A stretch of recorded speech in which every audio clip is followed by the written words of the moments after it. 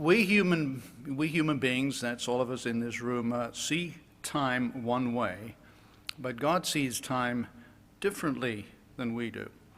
For example, he has put, as we read in Ecclesiastes, eternity into our hearts. So we have a sense of eternity. We don't fully understand that or grasp it. I certainly don't. For many of us, time is linear. We think of time going in a straight line. So, for example, when we read in the beginning, we wonder, what about before the beginning? Because if there's a line, what happened before? And when we think about time, we also very often think about so much to do, so much that we all have to do, and yet there seems to be little time to do it in. So a lot of people engage in what they call multitasking. So we have to talk on the phone at the same time that we shop or do something else, hopefully not drive, but we have many labor-saving devices to give us more time, and yet our time never seems to be enough. And I remember when I was a student in college, there was a big emphasis on time management, so people would encourage you to read the book, The 1-Minute Manager. And if we think back, maybe several centuries now, I guess, the Swiss perfected clock mechanisms to make it possible to measure time. Because, of course, for much of history, it wasn't possible to measure time down to the smallest parts. So they were able to measure time down to the minutest part of an hour. And so they divided the hour into 60 minute parts, small parts. And they called them minute, which we have changed to minute. That's minute, minute. And then they divided that minute part into 60 parts. And that was the second division. So they called those the second parts. So we call them seconds. So the minute and the seconds. So we have minutes and seconds, and now, of course, we can measure time down to nanoseconds, I guess, which is a billionth of a second. And our modern Western world is built around time and the measurement of time. That's how most of us look at time. We start the services on time, and I'm only allowed to go so long. You know, I should be doing that. I should keep my time here handy so that I know not to go over time. And I believe that in this context, that the Sabbath is clearly intended as a blessing of freedom from what can easily be the tyranny or maybe even the worship of time. So we have this period where we don't have to be as concerned or as worried about time. Now, of course, throughout history and throughout cultures, time has been viewed differently. I remember when I was living in Latin America for a number of years. Let's think about when I was living in Venezuela, northern Latin America.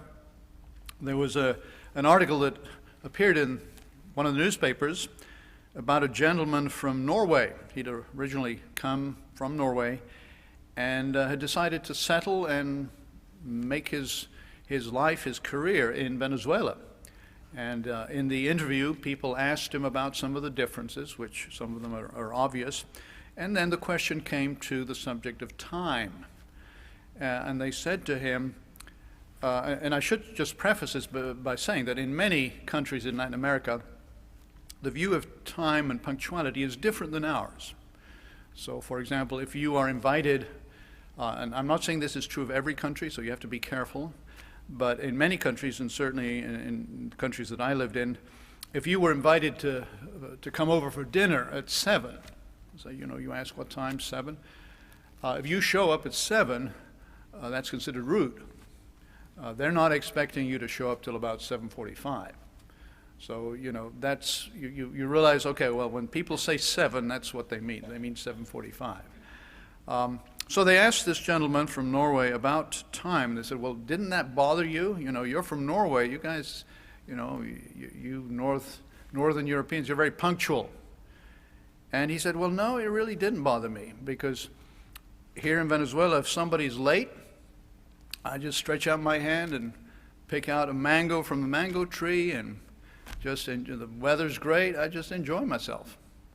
And that was true. You know, mangoes were everywhere. And he said, whereas if in Norway somebody's late, I can freeze to death. So the time is more important there because of the consequences. And I know, as I said, the view of time and even certain customs that we all have, such as eating dinner. I used to, when my boss would come visit, he would say, let's go out for dinner tonight, let's go to some restaurant. Well, many places, no restaurant was open before 8 p.m. Now, we were used to having dinner a little earlier than that. I imagine most of us here eat earlier than that, eat dinner earlier than that. But no restaurant was open before 8, so we'd go there. We'd be the only people there at 8 o'clock. And we'd be done. We'd talk, have an enjoyable time, and we'd be done. It's getting close to maybe 10 o'clock. And we'd leave.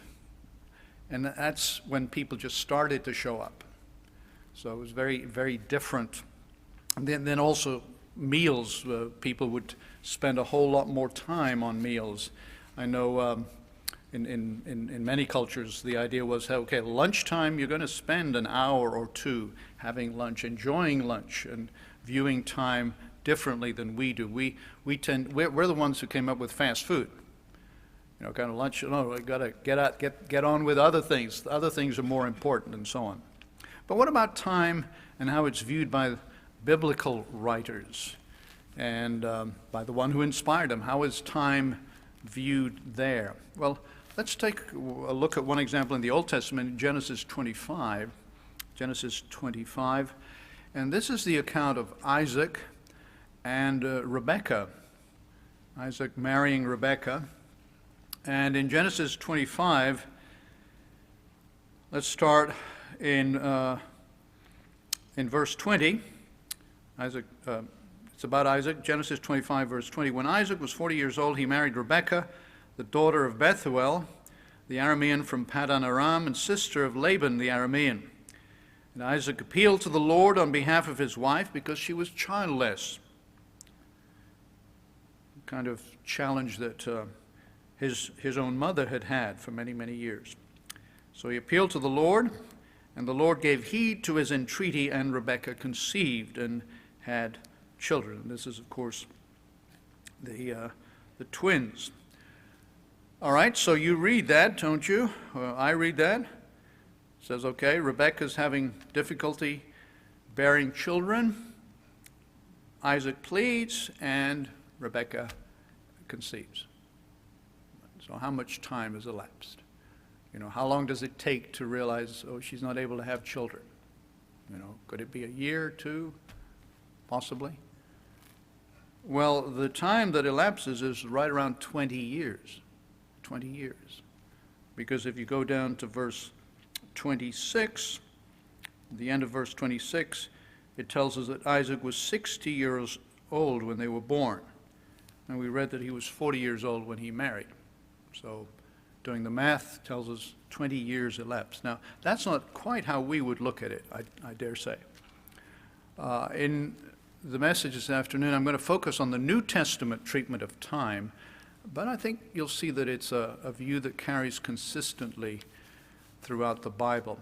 And I'm going to talk about two Greek words, and I'll spell them for you because the message is kind of constructed around them. The first Greek word is chronos. Chronos, C-H-R-O-N-O-S. C-H-R-O-N-O-S, chronos. And in the New Testament, this is one of the words that is translated time into English. And this is a word or a prefix that we're familiar with, I believe, because it's incorporated into other English words, such as a chronometer. We measure time with a chronometer, or we talk about chronology. It's a measure that can help us calculate dates in the past or project into the future. So chronos is time as a quantity. It's the usual way we tend to look at time. We look at time as being made up of seconds and minutes and hours and days and weeks and months and years and so on. So time is a quantity. How long? How much longer? How long ago?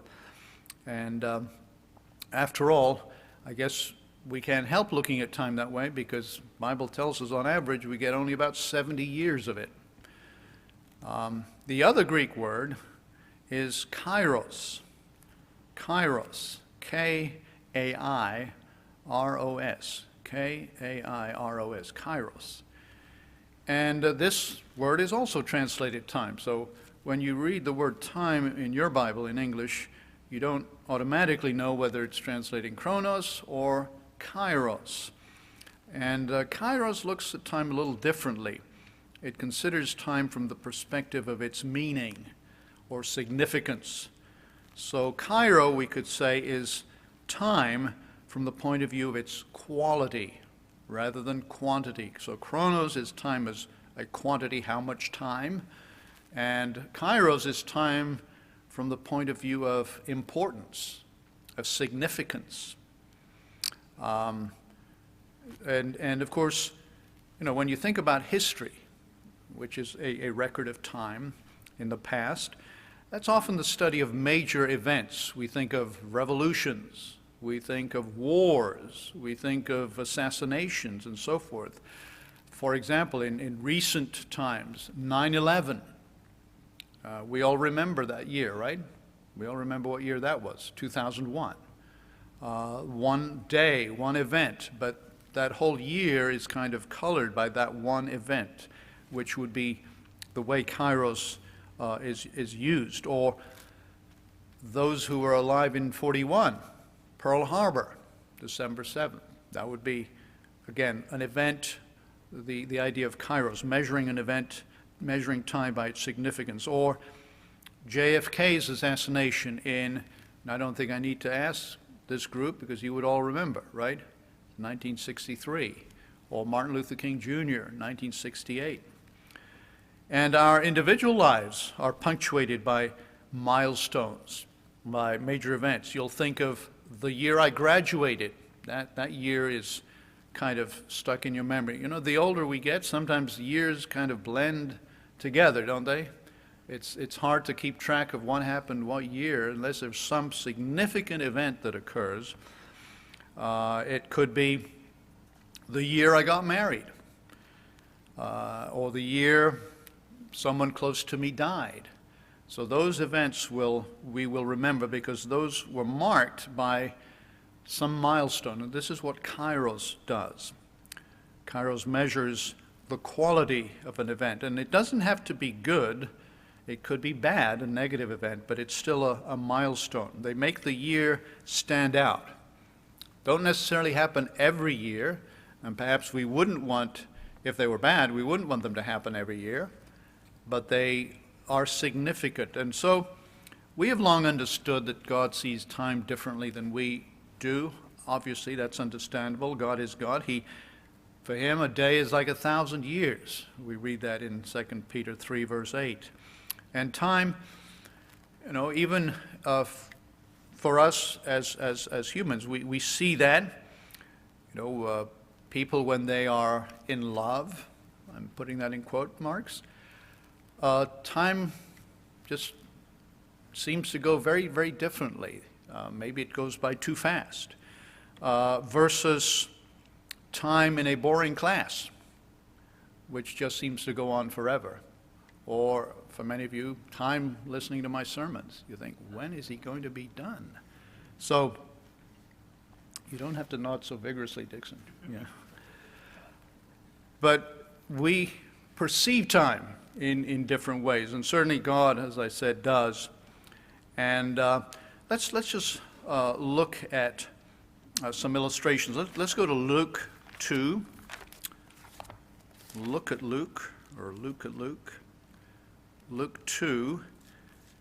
Now, not every verse that I go to will have kairos in it, and I don't want to suggest that this is a rigid distinction, but I think more often than not you will find that to be the case. So in Luke 2:49, well, this is the account of when Jesus' parents took him to Jerusalem for the Passover, and then on their way back they couldn't find him.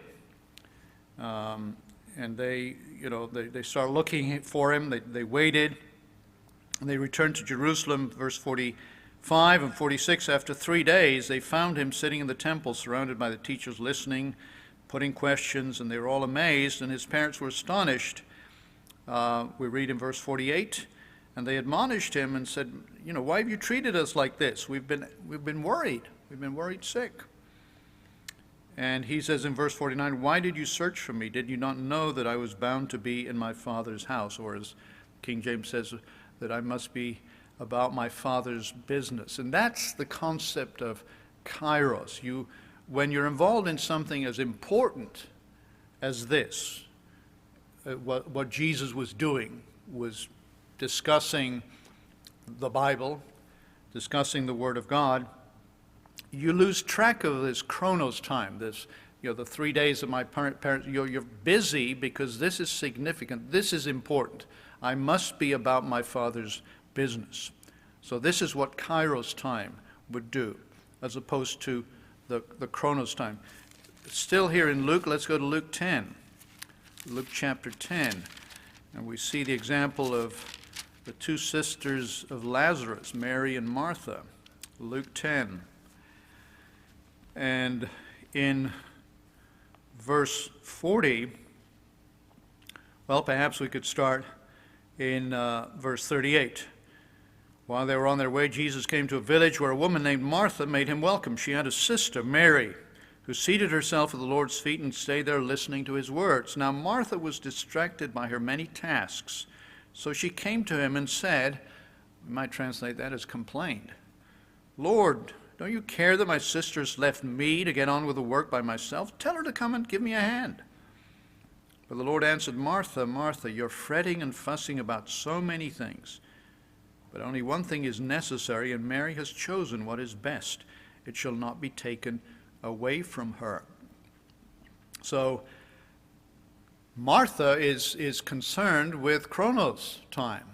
I only have so much time, and there's so many tasks that need to be done in the house. And if you have a guest, of course, you have to fix something for him, and you have to clean up, and you have to do all this stuff. And Mary's left me to do all of it. Whereas if she helped me, I wouldn't have to spend as much time, and she could. And he's saying, no. You're worried about the wrong thing. You're focusing on the wrong thing. You should be focused on, how many times are you going to have Jesus in your house?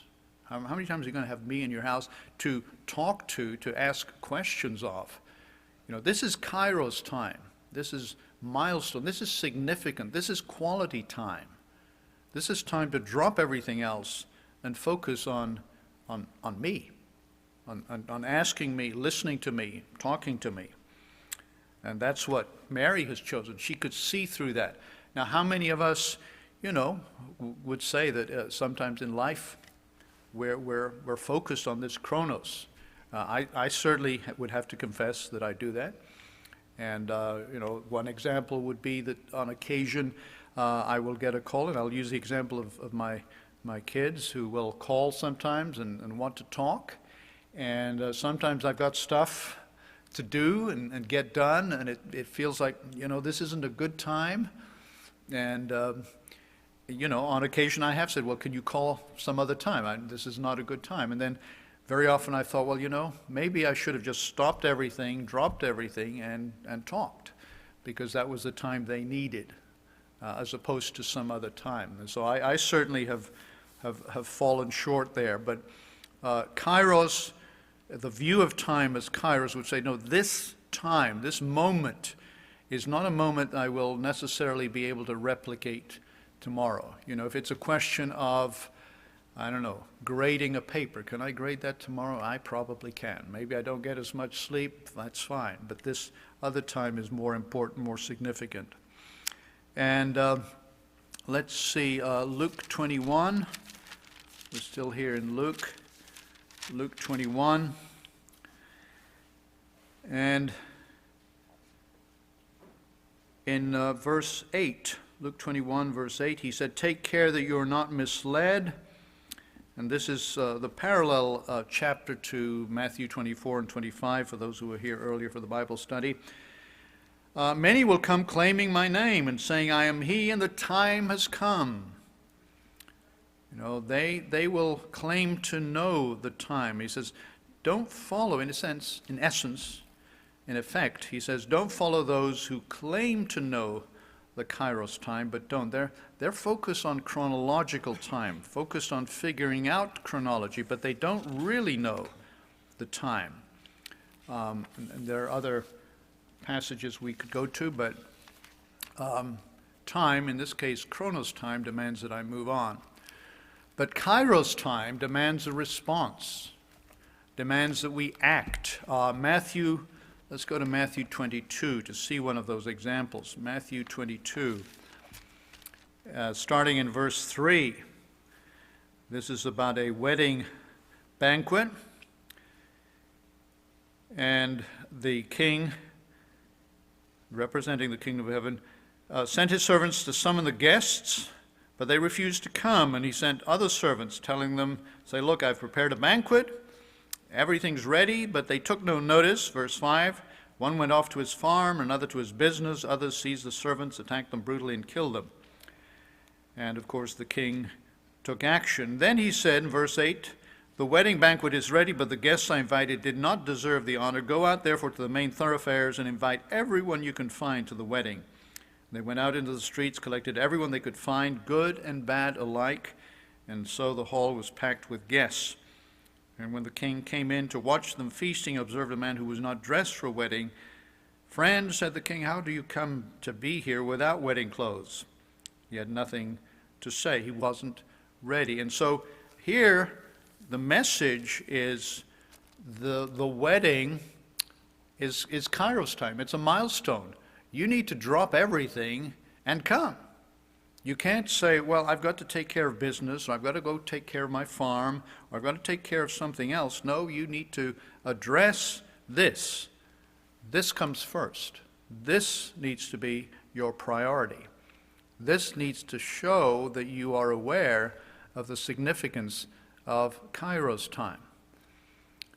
Kairos time, that's the same message that is referred to in Matthew 25, when the 5 wise and the 5 foolish are together.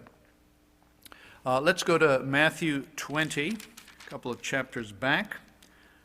Matthew 20. And again, to show us how God views time differently than we do. We tend to fall into traps, comfort, familiarity, and so forth. But here in Matthew 20, let's start in verse 1. The kingdom of heaven is like this. There was a landowner who went out early one morning to hire laborers for his vineyard. And after agreeing to pay them the usual day's wage, he sent them off to work. 3 hours later, went out again, saw some more men standing idle, told them to go join the others. I'll pay you a fair wage. Midday, same thing happens. 3 in the afternoon, made the same arrangement. An hour before sunset, verse 6, he went out and found another group standing there. So he said to them, why have you been standing here all day doing nothing? No one's hired us, they replied. So he told them, go join the others in the vineyard. And verse 8, when evening fell, the owner of the vineyard said to the overseer, call the laborers, give them their pay, beginning with those who came last, and ending with the first. And those who'd started work an hour before sunset came forward and were paid the full day's wage. And when it was the turn of the men who'd come first, they expected something extra. But they were paid the same as the others. And as they took it, they grumbled at their employer. These latecomers did only 1 hour's work. This is measuring chronos time. Yet you have treated them on a level with us, who've sweated the whole day long in the blazing sun. And the owner turned to one of them and said, friend, I'm not being unfair to you. You agreed on the usual wage for the day, didn't you? Take your pay and go home. I choose to give the last man the same as you. Surely I'm free to do what I like with my own money. Why be jealous? Because I am generous. And so the last will be first, and the first last. God views time not as a measurement of quantity. This is how we view it. Okay, I've been working 12 hours. That's the quantity. But as a measure of the quality of response. So even these men who were hired at the last hour responded. They were willing to work, and they respond. So he is responding to their response. They view time from the point of view of quality, from the point of view of kairos. Disciples had difficulty understanding this. They wanted to be the chief. They wanted to be the first. Jesus had to deal with this numerous times. Even after his resurrection, let's go to the account in John 21 that shows how Peter reacted when he is told what's ahead for him. John 21 and in verse 18, Jesus tells Peter, in very truth I tell you, when you were young you fastened your belt about you and walked where you chose, but when you're old you'll stretch out your arms, a stranger will bind you fast, carry you where you have no wish to go. And he said this to indicate the manner of death by which Peter was to glorify God. And then what does Peter do? Verse 20. He looks around and sees the disciple whom Jesus loved. He sees John. And he says, well, what about him? I have to do this? What about him? Jesus said, verse 22, if it should be my will that he stay until I come, what is it to you? Follow me. That's not any of your concern. And yet, the disciples were very concerned. If I have to go through this, and their perspective was not to see that the importance was in the quality of response. And that is the key for all of us then. We need to be aware of the importance of today. Let's look at a couple of scriptures. I'm trying to cut a few out. Romans 13. Romans 13, verse 11. That makes the same point. Always remember that this is the hour of crisis. It is high time for you to wake out of sleep, for deliverance is nearer to us now than it was when first we believed. So the time to act is now. In Ephesians 5, let's go there. I think some of you will be thinking of this, have this scripture in mind. Ephesians 5, verse 16. Use the present opportunity for the full, or to the full, for these are evil days. Realize that none of us has the future guaranteed. One account in Luke 12, I think, makes this point very clearly. Luke 12, and starting in verse 16, he told them this parable. There was a rich man whose land yielded a good harvest, and he debated with himself, what am I to do? I have not the space to store my produce. This is what I'll do. I'll pull down my barns, build them bigger. I'll collect in them all my grain and other goods, and I will say to myself, you've plenty of good things laid by, enough for many years to come. Take life easy, eat, drink, and enjoy yourself. But God said to him, verse 20, you fool, this very night you must surrender your life. The money you have made, who will get it now? And so this man is thinking of time as this chronos, that, hey, this goes on and on and on, and I'll have plenty of time to do all this and enjoy all this. And God is saying, you're not seeing the quality of the time that you have, and you don't know how long you have. You know, a lot of times when people focus on chronology, sometimes people will be tempted to look to the past and think of some golden age that occurred in the past, and we wish we could go back to that wonderful time, whatever you view as a golden age. Or sometimes just looking forward to do something in the future, or we look forward to the world tomorrow, and there's nothing wrong with that. But what the trap can be is that if you are focused on the past, in a sense trying to relive the past, or you're just focused on the future, you can neglect the present. You ignore the present. Because those who dwell in the past or in the future cannot dwell in the present.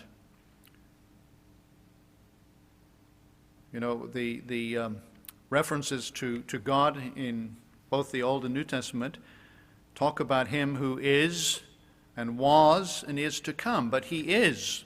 He is. It is present tense. You know, if we focus on prediction, on figuring out the future, then we often substitute that for the response that God wants from us today, now, in the present.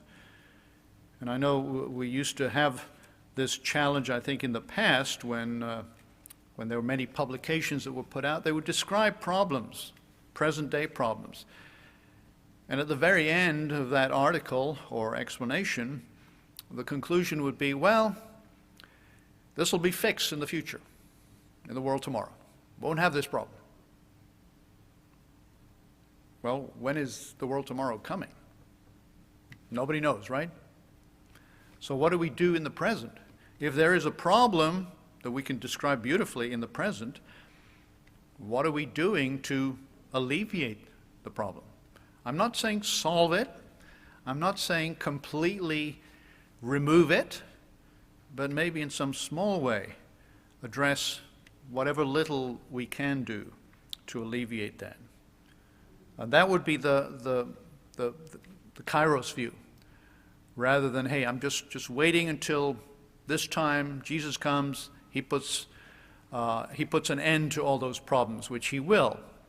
But in the meantime, we have something to do. It's a little bit like the challenge many people had back in the day when they were anticipating a particular date for the end. They decided, well, since the end is coming then, I don't need to make any provision for retirement because I'm not going to be around, or I will be transformed, I will be spiritual, I won't need retirement money. And so they neglected that element because they're just looking at this chronos and I've got it all figured out, and realized, well, no, I need to take action there too. So we cannot undo the past. We cannot waste our time reliving it. Neither can we know how long we have in the future, either as a society or as an individual. None of us do. So we can't waste our time just living in the future. So we must instead look at our life, our time, as this special kairos, the quality of our time. Each day, we read in Lamentations, God's mercies are renewed. And each day we make new choices. And each day is all we have. You've all heard the expression carpe diem, seize the day. I think that's a biblical, Ephesians kind of said that. So let's respond today, while it is today, to our King, who is coming in the future, absolutely. He has come in the past, absolutely. But he's also come for us individually today, in the present. So let's make each day count.